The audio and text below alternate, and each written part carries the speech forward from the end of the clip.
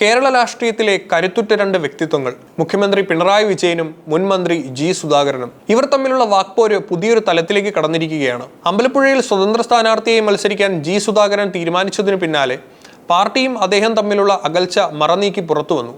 മുഖ്യമന്ത്രി പിണറായി വിജയൻ പ്രമുഖ മാധ്യമത്തിന് നൽകിയ അഭിമുഖത്തിൽ ഉന്നയിച്ച അവകാശവാദങ്ങളും അതിന് സുധാകരൻ നൽകിയ മറുപടിയും വരാനിരിക്കുന്ന തെരഞ്ഞെടുപ്പ് രാഷ്ട്രീയത്തിൽ വലിയ ചർച്ചകൾക്കാണ് വഴിമരുന്നിട്ടിരിക്കുന്നത്. CPM-ന്റെ അച്ചടക്കമുള്ള കേഡർ രാഷ്ട്രീയത്തിന്റെ ഒരു മുതിർന്ന നേതാവ് പാർട്ടിയോട് വിഘടിച്ചു നിൽക്കുന്നത് അസാധാരണമാണ്. ഈ സാഹചര്യത്തിലാണ് ജി സുധാകരനെ അനുനയിപ്പിക്കാൻ ശ്രമിച്ചുവെന്ന വാദവുമായി മുഖ്യമന്ത്രി രംഗത്തെത്തിയത്. സുധാകരനെ താൻ 3 തവണ ഫോണിൽ വിളിക്കാൻ ശ്രമിച്ചുവെന്നാണ് പിണറായി വിജയൻ വെളിപ്പെടുത്തിയത്. തുടർച്ചയായി 3 തവണ വിളിച്ചിട്ടും കിട്ടാതായതോടെ സുധാകരൻ ബോധപൂർവം തന്നെ ഒഴിവാക്കുകയാണ് എന്ന് തനിക്ക് മനസ്സിലായെന്നും മുഖ്യമന്ത്രി പറഞ്ഞു.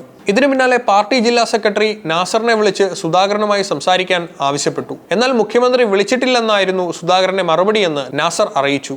മുഖ്യമന്ത്രിയുമായി സംസാരിക്കാൻ കണക്ട് ചെയ്ത് തരാമെന്ന് നാസർ പറഞ്ഞപ്പോൾ ഇപ്പോൾ വേണ്ട, പിന്നീട് വിളിച്ചോളാം എന്ന് സുധാകരൻ പറഞ്ഞതായി മുഖ്യമന്ത്രി ആരോപിക്കുന്നു.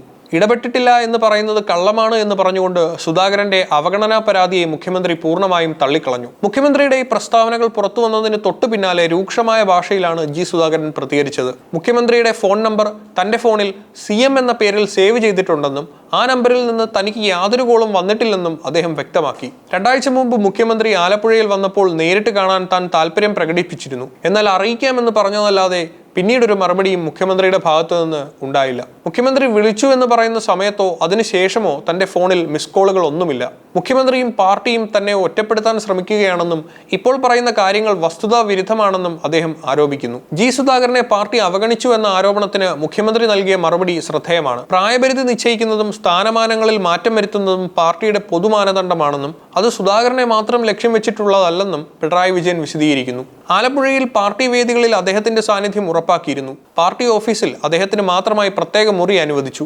സംസ്ഥാനത്തെ ഏറ്റവും കൂടുതൽ അംഗീകരിക്കപ്പെട്ട നേതാക്കളിൽ ഒരാളായിട്ടാണ് സുധാകരനെ പാർട്ടി കണ്ടിട്ടുള്ളത്.